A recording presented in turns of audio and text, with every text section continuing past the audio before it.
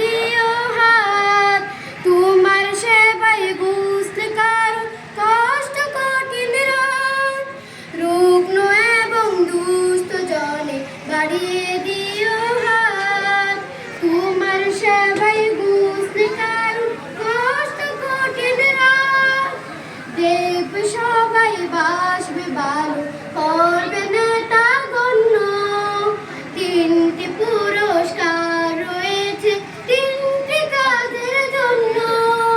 রাসূল বলেন পুণ্য করো জীবন হবে ধন্য,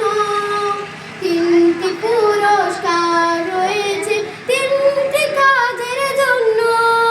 রাসূল বলেন পুণ্য করো জীবন হবে